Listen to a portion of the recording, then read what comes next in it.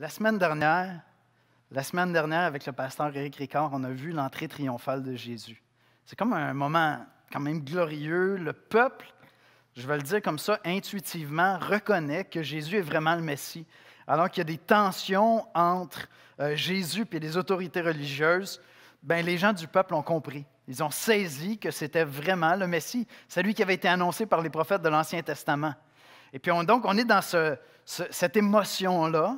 Et puis, il y a des gens qui viennent de l'extérieur. Lorsqu'il est question des Grecs, ce sont des Juifs qui ne vivaient pas à Jérusalem. Ils s'étaient intégrés à une culture ailleurs, dans d'autres pays peut-être, dans d'autres provinces de l'Empire romain.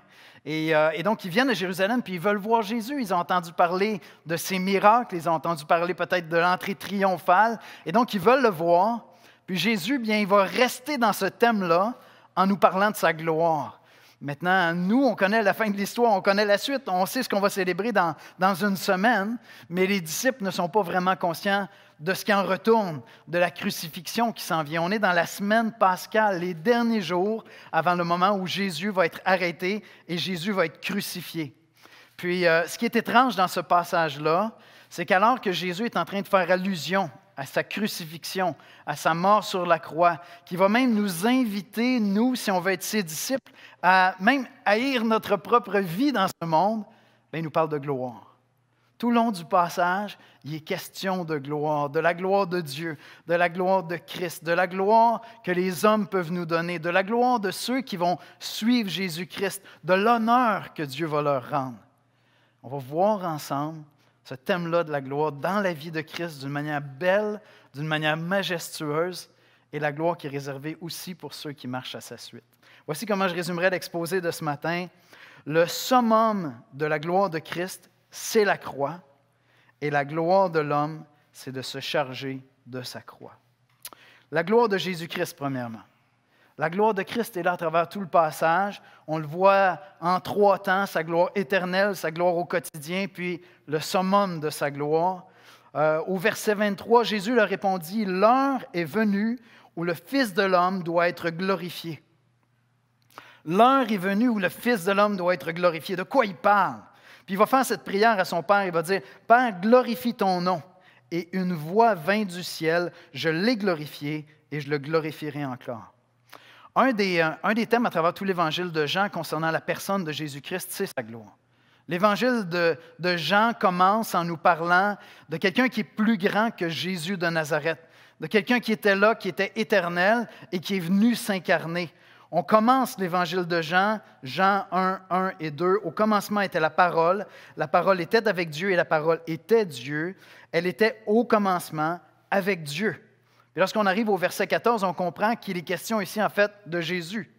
Avant son incarnation, avant qu'il ne devienne un homme, du Fils de Dieu, avant qu'il ne devienne un homme. Verset 14, « Et la parole a été faite chair, et la chair a habité parmi nous, pleine de grâce et de vérité, et nous avons contemplé sa gloire, une gloire comme la gloire du Fils unique venu du Père. » Jean nous parle constamment de la gloire du Fils unique venu du Père, de la gloire de Jésus-Christ, de la gloire de Jésus. De cette gloire-là qui était éternelle. Puis en fait, dans ce passage-là, dans notre passage de Jean 12, Jean qui est en train de commenter ce qui se passe, il réfléchit des années plus tard, c'est lui qui a écrit le dernier, son évangile, Matthieu, Marc, Luc, Jean, c'est le dernier des évangiles qui a été écrit. Jean a eu le temps vraiment de décanter ce qui s'est passé, de repenser aux événements, de lire l'Ancien Testament, de mettre ça ensemble. Il est inspiré par l'Esprit Saint, puis il dit, ce qui est en train de se passer là, en réalité, c'est les prophéties d'Ésaïe qui sont en train de s'accomplir. C'est le prophète Ésaïe qui est en train de parler. C'est de ça dont le prophète Ésaïe parlait. Puis, quelque chose de très surprenant, Jean va jusqu'à dire, Ésaïe dit ces choses lorsqu'il vit sa gloire et qu'il parla de lui. Il nous dit que Ésaïe a vu la gloire de Christ et qu'il parlait de lui dans Ésaïe 53, le serviteur souffrant. Quand est-ce que Ésaïe voit Dieu? Une des vérités les plus fondamentales sur la personne de Dieu, c'est que Dieu est un esprit, on ne peut pas le voir. Puis ce qu'on découvre lorsqu'on apprend à connaître Dieu tel qu'il s'est fait connaître dans sa parole, on découvre la Sainte Trinité, le Père, le Fils, le Saint-Esprit, et on découvre que le Fils est vraiment l'aspect visible de la personne de Dieu. Des trois personnes qui composent la Sainte Trinité, c'est le Fils qui se révèle. Et donc, lorsque Jean est en train de nous dire que Ésaïe a vu Jésus-Christ, le seul passage où je peux aller, tous les étudiants de la parole sont d'accord, c'est Ésaïe 6, que le pasteur Michel nous a lu tout à l'heure. Cette vision incroyable de Dieu que Ésaïe a eue dans Ésaïe 6. Je vous relis juste quelques sections. Donc, dans Ésaïe 6.1, des séraphins, c'est-à-dire des anges, se tenaient au-dessus de lui et avaient chacun 6 ailes, 2 dont ils se couvraient la face parce qu'ils étaient dans la présence de la gloire divine, 2 dont ils se couvraient les pieds comme une marque d'humilité, 2 dont ils se servaient pour voler. Ils criaient l'un à l'autre et disaient « Saint, Saint, Saint est l'Éternel des armées ». Plus on avance dans l'Évangile de Jean, plus les autorités religieuses comprennent que Jésus est en train de se révéler lui-même comme étant Dieu le Fils, comme étant lui-même Dieu. Il révèle sa divinité, plus on avance dans le passage. Et Jean, qui réfléchit sur ça, dit « Ésaïe avait vu la gloire éternelle du Fils ». Lorsque vous pensez à Jésus de Nazareth, vous pensez au Fils de Dieu qui s'est incarné. Mais on doit avoir en perspective comme chrétien, lorsqu'on se prépare à fêter Pâques, on doit toujours avoir en perspective sa gloire éternelle. Jean 1.1 nous dit qu'il était là au commencement de la création, que Dieu a créé toutes choses, tout l'univers par le Fils. Et Jean nous dit ici qu'Ésaïe, 400 ans plus tôt, a vu la gloire de Christ. Il a vu sa majesté. C'est important de saisir ça pour comprendre ce qui se passe à la croix, parce que Christ est d'autant plus glorieux qu'il avait déjà toute la gloire qu'un être pouvait demander. Il était l'Éternel, celui qui était déclaré par les anges « Saint, Saint, Saint ». Je vous rappelle, si vous n'êtes pas familier avec le mot « Saint », c'est simplement, ça veut dire différent, à part, autre. Il est différent, il est à part, il est autre, il n'est pas comparable, il est comparable avec personne. Ésaïe a vu sa gloire et maintenant, il est incarné, il vient sur la terre. C'est sa gloire éternelle. C'est sa gloire éternelle. On parle ensuite de sa gloire. Je vais l'appeler au quotidien, mais Christ n'avait pas un quotidien normal. Au verset 28, Jésus fait cette prière au Père. « Père, glorifie ton nom. » Et une voix vint du ciel, « Je l'ai glorifié et je le glorifierai encore. » Au verset 37, un peu plus loin, voici ce qu'on lit. « Malgré tant de miracles qu'il avait faits en leur présence, ils ne croyaient pas en lui. » Dans son quotidien, alors que Jésus était au milieu des hommes, alors que Jésus enseignait, on entendait la parole de Dieu sortir de sa bouche. Les gens l'entendaient enseigner, puis disaient « Aucun prophète n'a jamais enseigné comme ça. Personne n'a jamais parlé comme ça. » Puis les gens venaient à lui parce qu'il faisait des miracles, guérissait des malades. C'était le quotidien de Jésus. C'était sa gloire quotidienne. Son quotidien était extraordinaire. Tu marchais avec lui, tu avançais avec lui, c'était fantastique. Tu ne veux pas quitter sa présence. Il fait des miracles. Quand il parle, tu sais qu'il y a quelque chose qui vient de Dieu, qui vient du ciel, qui n'est pas normal. C'est sa gloire au quotidien. Christ est éternellement glorieux. De son vivant dans son ministère terrestre, il était quotidiennement glorieux. Et le Père dit, j'ai glorifié. Je t'ai glorifié, j'ai glorifié mon nom à travers toi. Déjà, je le fais et je vais le faire encore. Mais Jésus est en train de pointer vers quelque chose d'autre qui s'en vient. Et saisir l'Évangile, saisir le christianisme, comprendre qui est Jésus-Christ, comprendre ce qu'on va fêter vendredi, dimanche prochain, c'est comprendre le summum de la gloire de Christ. C'est comprendre le summum, le paroxysme. Il n'y a pas plus glorieux que ce qui est en train de se préparer dans quelques jours. On est 5 jours avant la Pâque, lorsqu'on arrive dans ce passage-là, dans Jean 12. Jésus leur répondit au verset 23, « L'heure est venue où le Fils de l'homme doit être glorifié. » Pensez-y un instant. Il possédait la gloire éternelle. Les séraphins étaient là, « Saint, Saint, Saint est l'Éternel des armées. » La terre est remplie de sa gloire. Il s'incarne, il vit comme aucun homme n'a vécu. Il fait des miracles, il enseigne comme personne n'a enseigné. Et alors qu'il est à quelques jours d'être crucifié, il dit, ça s'en vient. Je vais être glorifié. Ça s'en vient. Pensez-y un instant. Comment est-ce qu'on peut croire que celui qui avait tous les honneurs, tous les hommages, qui était respecté des anges dans les cieux, allait enfin, l'heure arrivait enfin, où il allait être glorifié, en étant dans la position où aucun être n'a jamais été humilié comme ça. Aucun être n'a jamais été rejeté comme ça. Il va être crucifié sur une croix. Pour ça, je vous dis, on passe de l'entrée triomphale à la préparation d'un couronnement vraiment différent. Si c'est un roi différent, c'est qu'il va être couronné d'épines. Et sa gloire est en train d'être annoncée. Puis Jésus va dire quelque chose qui est comme une espèce de vérité universelle. Il dit, en vérité, je vous le dis, si le grain de blé qui est tombé en terre ne meurt, il reste seul. Mais s'il meurt, il porte beaucoup de fruits. C'est comme une espèce de principe universel. Hein? Il y a comme, tu vas avoir du fruit, il va falloir que tu mettes une semence dans le sol, puis elle va se transformer, elle va mourir en quelque sorte parce qu'elle va se transformer. C'est un principe universel. Tu veux plus de fruits dans ta vie, il va falloir que tu meurs à quelque chose, tu vas devoir renoncer à quelque chose, tu veux produire quelque chose, tu vas peut-être renoncer à du temps, tu vas peut-être te concentrer sur d'autres choses. Je ne sais pas, tu veux faire le ménage dans ta chambre, mais tu vas renoncer à des choses qui encombrent ta chambre. C'est un principe universel. Si tu veux produire plus de fruits, il y a quelque chose qui doit mourir. C'est ça que Jésus est en train de dire ici. Maintenant, pour nous, ça tombe sous le sens. Je veux me mettre plus en forme. Mais ça veut dire que je ne suis pas en forme. Il y a quelque chose que je dois abandonner pour être plus en forme. Je veux marcher dans davantage de sainteté. Je veux quitter une vie qui n'est peut-être pas sainte pour marcher vraiment dans les voies de Dieu. Ça tombe sous le sens. Maintenant, Jésus est en train de nous dire que lui qui était honoré de toute éternité, lui qui était glorieux dans son quotidien, faisait des miracles, parlait, c'était la parole de Dieu qui sortait de sa bouche. S'il meurt, il va produire plus de fruits encore. C'est paradoxal. Jésus ne peut pas s'améliorer. Quand moi je renonce à quelque chose, c'est pour être une meilleure version à quelque part de moi-même, plus près de Dieu. Je veux marcher avec lui ou dans toutes sortes de domaines de ma vie.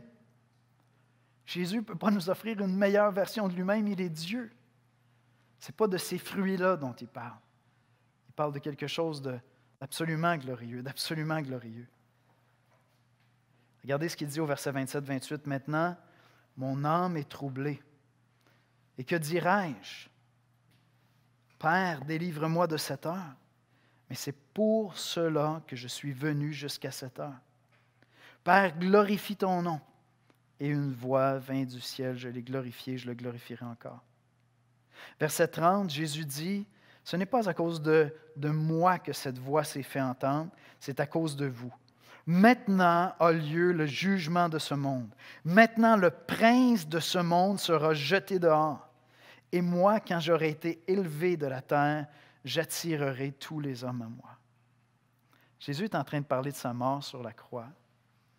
Et le paradoxe de l'Évangile, c'est que celui qui était parfait, celui qui ne pouvait pas avoir de version améliorée de lui-même, celui qui était sans péché, celui qui était saint, va venir mourir sur la croix afin que le prince de ce monde, le diable qui est le père du mensonge, celui qui nous entraîne dans tout ce qui te ferait honte si tu devais te présenter devant Dieu aujourd'hui. Et dans bien des choses qui te feraient honte si c'est exposé au monde aujourd'hui. La Bible appelle ça le péché, la corruption, le fait qu'on a un aspect tellement noble en nous qu'on voudrait faire des bonnes choses, mais en même temps, on a quelque chose de tellement ignoble en nous que souvent on ne fait pas ce qu'on voudrait faire ou on désire des choses malsaines. Se faisant du mal à nous-mêmes, faisant du mal, disons, portant atteinte à la gloire de Dieu ou faisant du mal à notre prochain au lieu de l'aimer, au lieu de se donner. Christ va venir mourir sur la croix pour vaincre le diable, pour vaincre la mort, pour vaincre le péché. Et c'est pour ça que la croix est le summum de la gloire de Christ. Parce qu'à la croix, il va vaincre la mort, il va vaincre le péché. C'est à la croix que tout devient possible pour toi et moi. C'est à la croix, lorsqu'il meurt, qu'il va pouvoir porter plus de fruits, parce que celui qui va croire en lui va entrer dans la famille de Dieu, va devenir son frère, sa sœur. Et Christ, en mourant à la croix, porte un fruit pour l'éternité parce qu'il nous ouvre une voie pour que nous devenions chrétiens, que nous soyons pardonnés. Quand moi, je meurs à moi-même, c'est pour devenir meilleur. Jésus ne pouvait pas devenir meilleur. Mais par sa mort, il rend possible le pardon pour mes péchés. Par sa mort à lui, le pardon de mes péchés est rendu possible à ce moment-là. Et moi, quand j'aurai été élevé de la terre, j'attirerai tous les hommes à moi. Voyez-vous, les chrétiens, depuis 2000 ans, prêchent Christ, Christ crucifié. Puis des fois, les gens sont offensés par ça, ils regardent ça et ils disent, mais c'est horrible comme scène, c'est pas quelque chose d'inspirant. C'est plus horrible que tu peux l'imaginer tant que tu n'as pas eu la vision qu'Ésaïe avait de Christ. C'est plus tourmentant, c'est plus troublant encore que tu peux l'imaginer si tu n'as pas réalisé qui était Jésus. Si Jésus avait juste été un homme, ça aurait été un homme bien qui a subi une injustice peut-être. Mais il n'était pas seulement un homme. Il était un être qui avait une gloire éternelle. Il était un être glorieux. Et le summum de sa gloire, c'est qu'il est mort sur la croix pour toi et moi. Et Jésus dit, une fois que je vais être élevé, je vais attirer tous les hommes à moi. Depuis 2000 ans, Vendredi Saint, Pâques, toute l'année, en tout temps, les chrétiens annoncent Jésus-Christ. Depuis 2000 ans, semaine après semaine, jour après jour, des individus en viennent à voir la gloire de Christ sur la croix, comprenant qu'il meurt pour nos péchés. Comprenant que le christianisme, ce n'est pas un programme de self-improvement, où je fais juste mourir à moi-même pour devenir la meilleure version de moi-même. Non, c'est Jésus qui meurt sur la croix pour que je devienne une meilleure version, une à sa ressemblance, une à son image. Lorsque Christ meurt sur la croix, il attire tous les hommes à lui parce que c'est le seul chemin vers le Père. Jésus-Christ est le seul chemin vers le Père. Maintenant, je vous ai dit que ce passage-là parle de gloire, parle de la gloire de Dieu, parle de la gloire de Christ et parle aussi de notre gloire. Ça m'a frappé quand j'étais en train d'étudier le passage. Au début, je lis ça, puis il dit, OK, l'heure est venue où le Fils de l'homme va être glorifié. Je dis, OK, c'est tellement beau d'entendre de la bouche de Jésus qui est conscient que la croix va être vraiment l'heure de sa gloire. Déjà, ça m'avait frappé. Mais je continue à étudier le passage, puis dans ce passage-là, où il me semble Jésus aurait dû mettre tout le focus sur lui-même, c'est lui qui s'en va à la croix, il nous parle de ses disciples. Et il nous parle de la gloire qui est réservée à ses disciples, la gloire des chrétiens. Regardez le verset 26. Si quelqu'un me sert, qu'il me suive. Et là où je suis, là aussi sera mon serviteur. Si quelqu'un me sert, le Père le glorifiera, l'honorera. C'est drôle, j'ai l'impression que la version seconde était timide un peu à juste rendre le mot grec qui était là, parce que le mot qui est là nous vient de doxa, c'est la gloire. C'est le même mot qui est « l'heure vient où le Fils de l'homme sera glorifié ».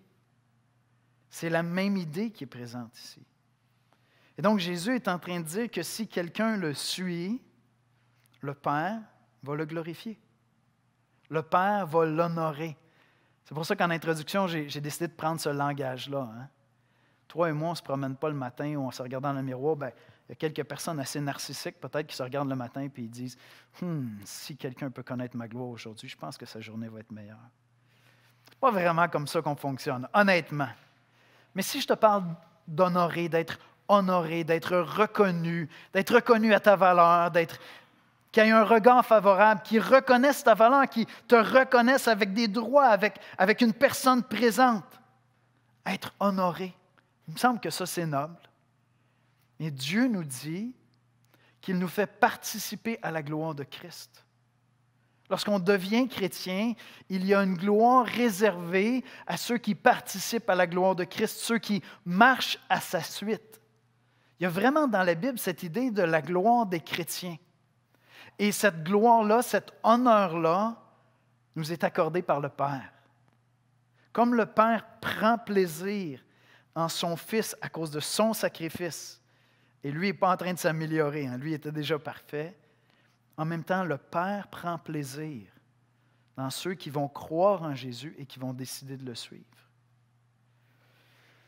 Je sais que je suis fatiguant quand je reviens avec cette expression-là. C'est comme, des fois, c'est le fun d'être dans une culture qui a tellement méprisé le christianisme, parce qu'il y a des expressions très, très fortes. Hein? Petit Christ. Petit Christ. Je sais, j'ai fait sciller des oreilles. Il y a quelqu'un qui me l'a dit cette semaine. Yannick, on peut-tu mettre ça comme entre guillemets, faire quelque chose, parce que ça me fait mal quand j'entends ces mots-là. Bien, être un chrétien, c'était une expression de mépris.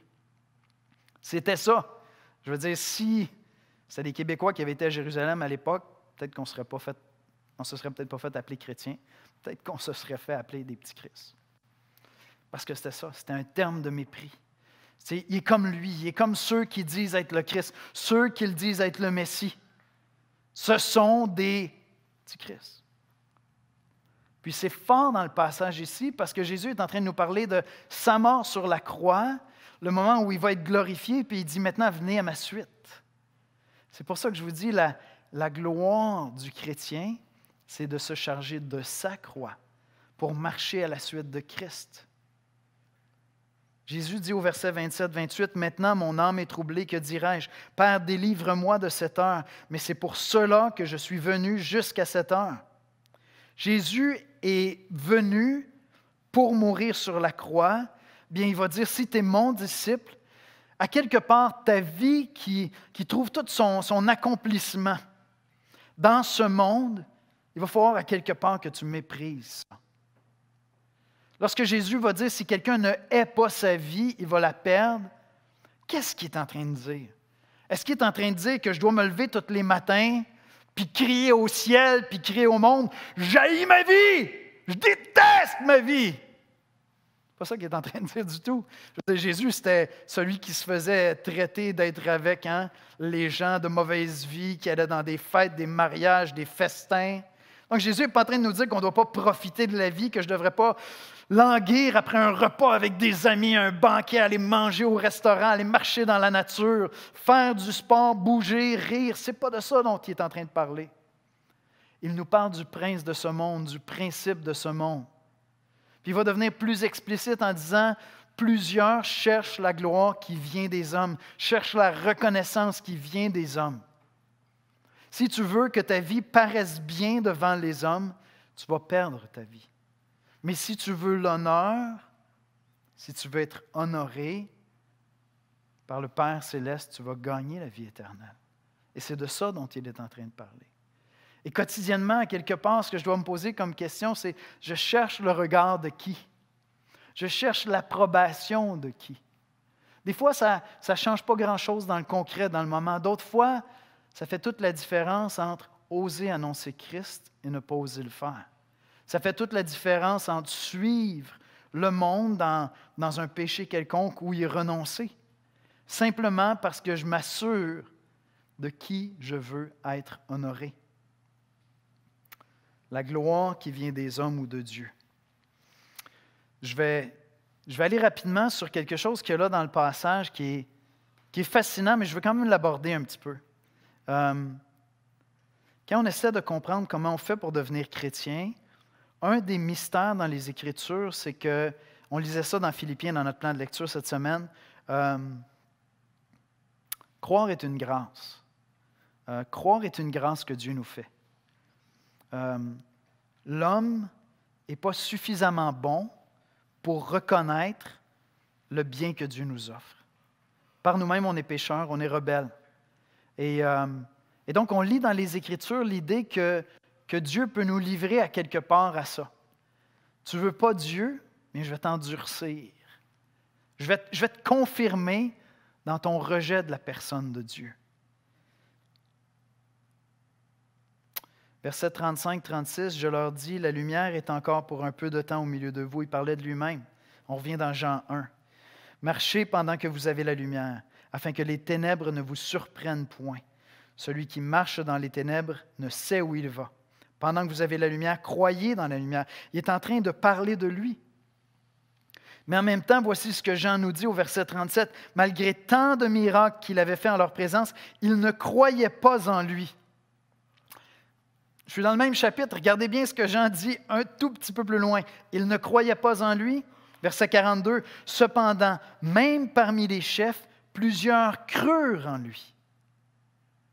Ils ont reconnu que c'était le Messie, mais à cause des pharisiens, ils n'en faisaient pas l'aveu dans la crainte d'être exclus de la synagogue, car ils aimèrent la gloire des hommes plutôt que la gloire de Dieu. Ils voyaient quelque chose de spécial en Jésus. Ils voyaient en Jésus un être extraordinaire, plus grand que nature.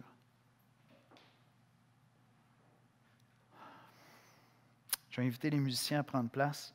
Je ne sais pas où est-ce que tu es dans ton cheminement par rapport à Dieu. Si tu es en train d'écouter ce message-là, quelqu'un t'a invité à l'écouter, tu es tombé là-dessus, tu es en train de lire la Bible, tu es en train de découvrir qui est Jésus. Peut-être que tu as un vieil héritage chrétien, puis tu te dis, on va fêter Pâques, c'est peut-être le temps de revenir un peu, d'écouter. Peut-être que tu es né dans un foyer chrétien. Ces hommes-là connaissaient la Bible, voyaient Jésus, et ils voyaient que Jésus était un être plus grand que nature. Ils voyaient la gloire de Christ à quelque part. Mais Jean nous dit que la gloire qui vient des hommes était tellement importante à leurs yeux qu'ils ont préféré être approuvés, être appuyés, être reconnus par les hommes plutôt qu'être reconnus par Dieu. Ils ont préféré la gloire des hommes à la gloire de Dieu. Jésus nous dit, celui qui croit, celui qui marche à ma suite, celui qui me sert, renonce à sa vie pour me suivre, est prêt à se charger de sa croix pour me suivre. Et mon Père lui rendra gloire, l'honorera. Je ne sais pas où est-ce que tu es dans ton cheminement, mais je t'invite pendant cette semaine sainte à te préparer dans ton cœur matin après matin, jour après jour, à célébrer avec nous Vendredi Saint. Vendredi soir, le pasteur Éric Ricard, qui a prêché dimanche dernier, va nous partager son témoignage. Comment il en est venu à reconnaître la gloire de Christ. J'ai hâte d'entendre son témoignage, j'ai hâte d'entendre son histoire. Ce moment où la gloire de Dieu est devenue plus importante à ses yeux que la gloire des hommes. Et je t'invite à ouvrir ton cœur, à te préparer cette semaine. Si tu es chrétien comme moi, admire, apprécie, sois émerveillé par la gloire de Jésus-Christ. Ésaïe a vu sa gloire et Ésaïe n'avait rien vu encore. Il a entrevu la croix, mais nous, on a compris ce qui s'est passé à la croix. Nous, on se prépare à célébrer ça ensemble. Porte ça dans ton cœur, puis va dans la prière cette semaine, puis dis, Seigneur, montre-moi là où je dois mourir à quelque part à moi-même pour porter plus de fruits pour ton royaume, pour ta gloire. On va aller dans la prière. Seigneur Jésus, on est ici pour élever ton nom, pour célébrer ton nom, ta gloire éternelle, ta gloire dans ton ministère terrestre, mais surtout la gloire de la croix. Ce moment glorieux, merveilleux, où tout devient possible pour nous, Seigneur. Ce moment où tu nous ouvres la voie pour entrer en communion avec ton Père, pour devenir à notre tour enfants de Dieu, pour entrer dans ta famille, Seigneur. Seigneur, nous voulons célébrer ta gloire. Viens, Seigneur, recevoir nos louanges ce matin. Viens, reçois, Seigneur, notre adoration. Que ton nom, Seigneur, soit glorifié. C'est en Jésus qu'on prie, Père. Amen.